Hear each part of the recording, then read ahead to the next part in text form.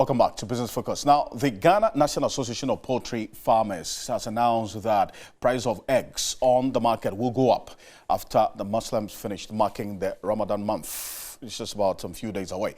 Eggs will see a 30% increase for the small sizes and a 28% increase for the unsalted. That's according to the association. Now, let me show you this. The small sizes, that's what's on your screen now. The large sizes, this is certified by the Ghana National Association of Poultry Farmers. Large sizes of egg, a crate is going to be sold for 32 cedis, small sizes for 30 cedis. And then the spent layers, 37 cedis. And then the polar you're selling for 27 cedis. The broiler prices, it depends on the farmer to determine the price of the broilers.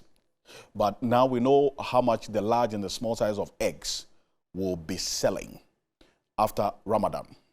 Now, let's go on to Zoom now. Victor Opong Ajay is the national chair of the Ghana National Poultry Farmers Association. Mr. Ajay, good evening to you. Good evening, Alfred. Great. Now, what has accounted for these increases you have just announced in crates of egg, small, large, as we've seen now? Thank you very much. Basically, poultry is all about the feed. If there's no feed, there's no poultry.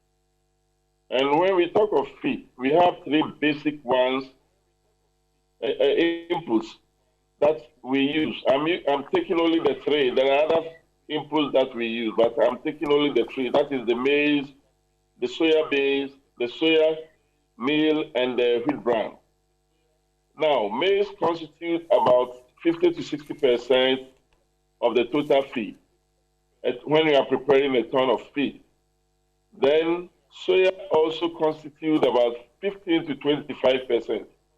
And wheat bran is also about 15 to 20%. Now, the maize that we were buying at 65 cedis in the year 2020, it has gone up, and now we are buying the same 50 kilo weight of maize at 180 Ghana cedis. This comes to 277% increase. The soya beans was 150 cedis, and it has also gone up to 305 cedis, which also comes to over 200% increase. Now the wheat bran, which was 20 cedis, is now 53 Ghana cedis, and is over 250%. So looking at the upward increases of these inputs, we have no other option than to increase egg prices just to sustain the poultry industry. I see. And what could have accounted for these increases that we're seeing now? Yes, I was saying that the inputs that we use for the feed, as I already said, poultry is all about the feed. If there's no feed, there's no poultry. Certainly. Now, the inputs. Now, you talked about the increase in the price of the feed. So you talked about maize prices going up, wheat prices, and then you have also soybean as well. What could have accounted for the increase in the price of these inputs, the three inputs that form the feed for the birds? Okay. What happened is that, the government came out with a project called Planting for Food and Jobs. Indeed. And before the Planting for Food and Jobs, the maximum yield for the maize was 2 metric tons per hectare. And after the Planting for Food and Jobs, it went up to 6 metric tons per hectare. And we were expecting the maize locally to be used. But unfortunately, we allowed the neighboring countries like Togo, Benin, Burkina Faso, Mali, and Nigeria to come into the country to buy the maize. So because of the high demand for the maize, the prices began to go up. And it went up gradually and now it has gone to as far as 180 cities. On the soya, soya through the yield went up all right, but that one to the Indians used to buy up soya, the local soya, and export to India.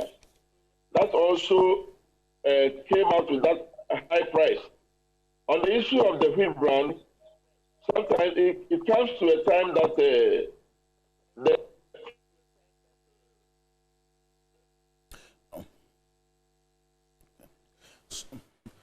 So we're going to reconnect with Mr. Victor Poinje, National Chairman of the Ghana National Association of Poultry Farmers. He's based in the Ashanti region, but we were in Doma Ahinkro, interacted with some of the poultry farmers there to understand what is happening to their businesses now. Take a look. Back 5 million.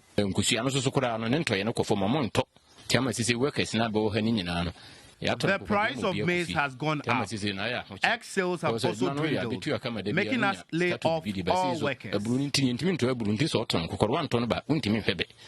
Kuko Maya Krama for Mono, Manu Meho Pasa me fights and I mean, say never young Kamanfa. Because a brown boy didn't even get a scalcran, wouldn't ya? The price of maize is very expensive. Even if you have money, you can't get some to buy. So why should I continue pursuing such occupation? You will be more crum haya. Omoton light best enye kromo ha nko agana ye wo omo a omoto aburo ye wo omo a omoton feed. The impact of poultry industry collapsing will be disastrous. All those in the value chain will be greatly affected. Enti se ko base poultry adwuma no ekofoma sankrofo nyina abeye den. Enti ni wo se aban ne transe ehwe ma ya adwuma no egu na mom omonkeka omo ho.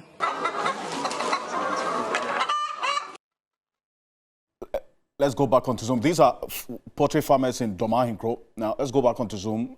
Victor J, National Chair of the Poultry Farmers Association of Ghana, connecting with us again.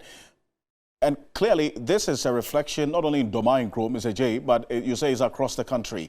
And how would you describe the state of the local poultry industry now, in the face of what's happening? Well, I would say that the poultry industry is almost collapsed. Because as we speak now, you go to some farms, they've sold off birds. Some have also reduced their stock. There is a farmer in Doma who was having 300,000 birds, but he now has only 50,000. And there's another farmer in Eastern region with a capacity of 52,000, but now he has only 700 birds. If you go around, you see that most of the farms are empty. And farmers are not ready to stock the farm. So we are seeing the situation as very critical. And if nothing is done to this situation, within the shortest possible time, we will not have a single farmer in the industry. Wow. You're saying that a farmer who had 300,000 birds now has 50,000, and one who had 52,000 birds now has just 700. Exactly. Because what? They've had to sell these birds? Yes, because if you are not getting the feed, and also if you are running at a loss, you cannot keep them. The only option is to sell the birds. Otherwise, you'll be piling up debts every day. I know of a farmer who was losing 5,000 a day. So every month he's losing over 150,000 because the egg sold cannot meet the feed cost. So it means that always you have to find money to top up before you can feed the birds. I see. How did the outbreak of the bird flu as well compound this situation? Because I know you lost hundreds of thousands of birds to bird flu, correct? Yes, exactly. How many, as in the poultry farmers, that the association that you've been able to count that you lost to bird flu? Unfortunately, we haven't a freeze in that connection. But take a listen to the farmers, that's poultry farmers in the Greater Accra region, who also outlined their concerns.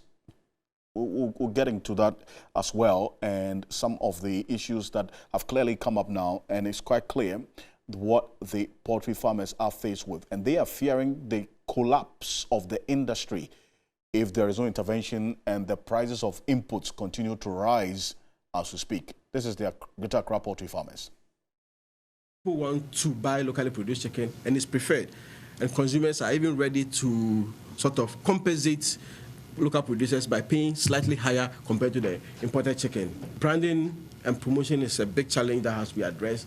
And then the price of locally produced chicken is always more expensive than imported because of the issues with the maize and other production costs. The biggest challenge here is the influx of imported chicken, and then also high cost of energy, and then cold chain management and other logistics.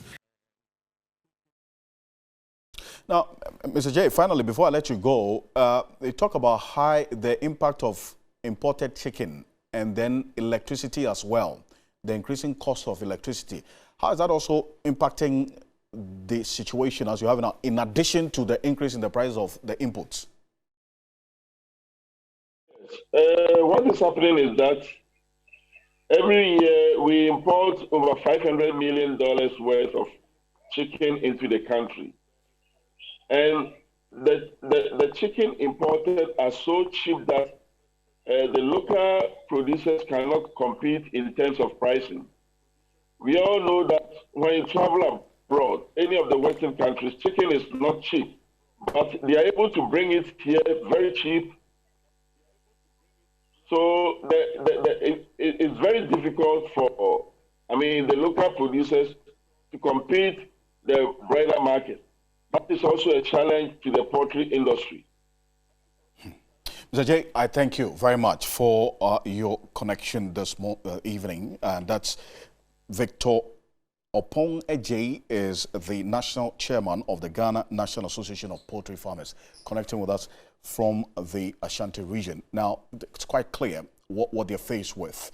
A number of factors that is impacting on the poultry farmers in this country. They fear the collapse of the industry as a result of increasing cost of their inputs. I'm going to show you now the prices of the inputs, maize, soybean, and wheat that Mr. J talked about.